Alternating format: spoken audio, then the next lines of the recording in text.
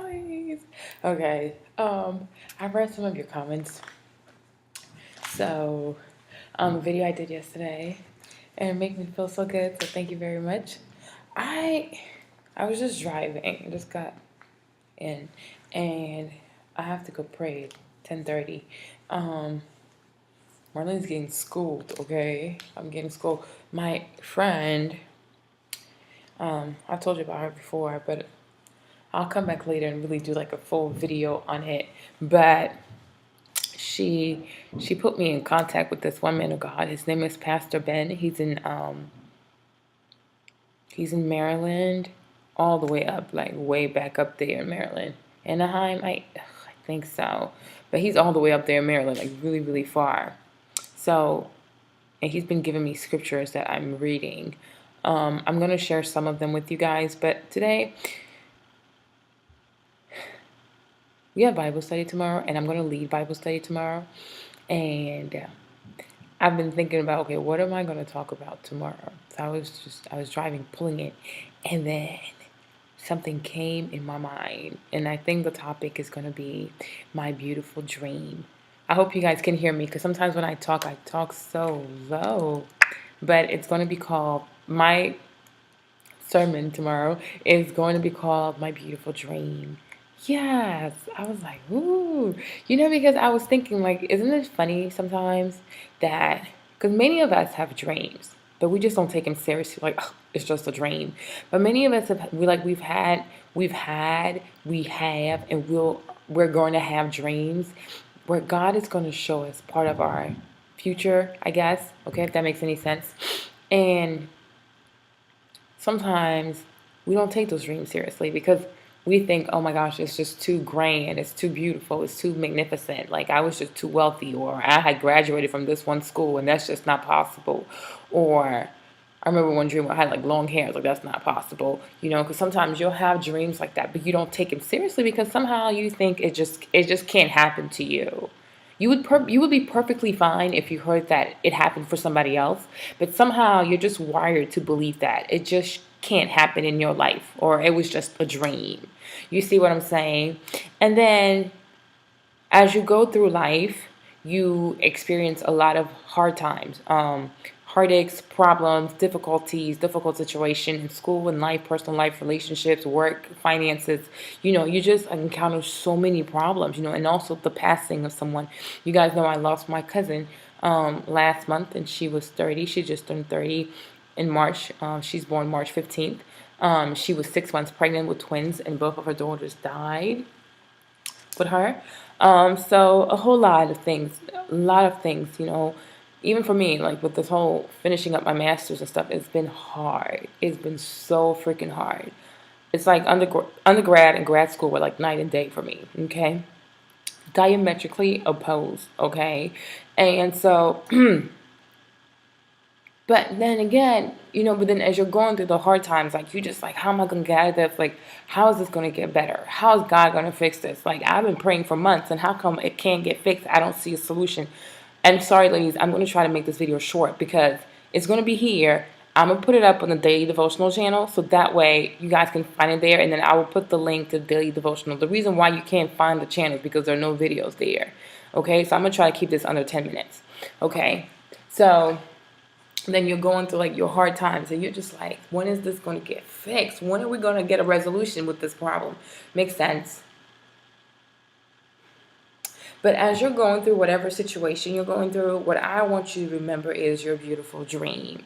Yes, remember that dream you had where God showed you being victorious, where God showed you being successful, where God showed you with money or graduating or being married or having children. This it stands to so much. You may have fertility issues, you may have marital issues, you may have academic issues, you may have relationship issues, you may have friendship issues, you may have issues within your families, you may have issues within your in-laws.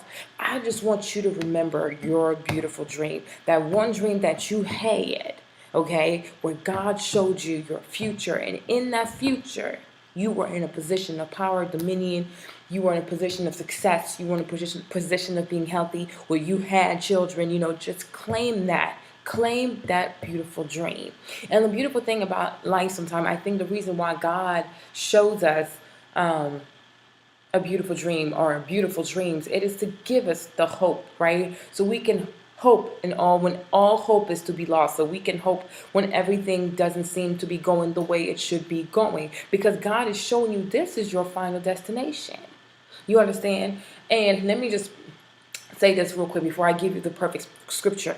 But when I talk about the dream, when you think about the people of Jesus, of God, leaving Egypt and being in the desert, the first time Moses sends Caleb and Joshua to go into Canaan to see, and when when Caleb and Joshua come back, they tell the people about the positive side, the big grapes, the big fruits, land of milk and honey. They describe it as so because you want people to dream. Because if the dream is big, if the dream is good, if the dream has a positive outlook, if the dream shows you in a position of power where you're conquering, you are more likely to fight and to want to keep going because the dream is going to give you hope.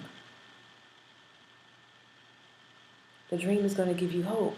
You understand? And that's why I guess like the King preached on it. I have a dream. Okay, I have a dream. And look at where we are today. But I think what I'm going to use for tomorrow's service is going to be this passage from Genesis 37, where the Bible says in verse 5 and 6 and 7, one time Joseph had a special dream.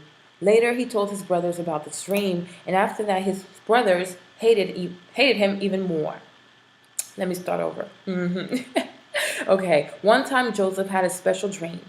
Later, he told his brothers about the dream, and after that, his brothers hated him even more. Joseph said, I had a dream. We were all working in the field, tying stacks of wheat together. Then my stack got up.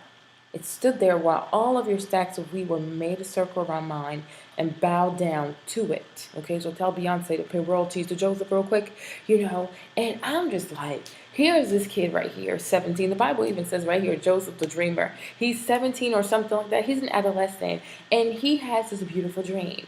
And in that dream, he has dominion over his brothers, and they're going to hate him. They're going to put him in the well. And once they put him in the well, they're going to be like, oh, should we kill him? Should we not? Should we do this? Should we not? And one of the brothers was like, okay, you already put him in the well. He's already down there. Don't kill him. Let's just kill an animal, put the blood in it, and we'll just tell his dad, Jacob, that your son is dead.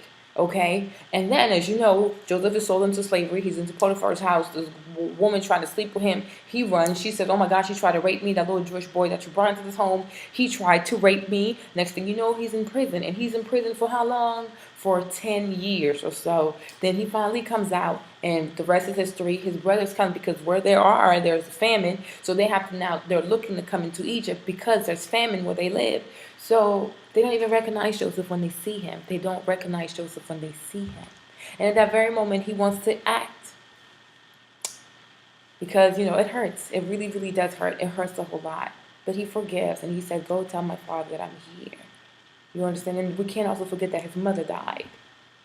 Rachel dies. He never gets to see his mom, and she never gets to see her son in all of her glory. And some of you guys, you probably graduated this year, and one of your parents or both of your parents were not alive to see you graduate. You understand what I'm saying? But did the dream come true? Yes, it did. You understand? So my thing is, what I want to say quickly and shortly, I'm going to have to redo this video because it was too short for me. I don't know about y'all, but I feel like it was just too short. But what I want to say is, remember your beautiful dream. Remember your beautiful dream. Whatever you're going through right now, remember the dream. I know that to every single one of you that's watching me right now, I know that God has placed a dream in your head before you went to bed one night and had a very specific dream about your future. I want you to believe in that just like Joseph did. And that's why he never lost hope. And that's why he never betrayed his character, because he believed in his dream. I have a dream. We're gonna make it out. All right, that's how it goes. You know what I'm saying? Remember Dr. King when he said he had a dream. Okay, now one day a little white boy, little black girls walk hand in hand. Okay, in the burning sun of Georgia. And I'm actually here in Georgia. Isn't it kind of weird? Just remember a man having a dream, and then 40 or 45 years later, you have Barack Obama in the White House. You understand? Believe in your dream. Don't worry so much about the timeline. See, I gotta cut this. Oh gosh, I'm gonna make another video. Part 2 later, okay?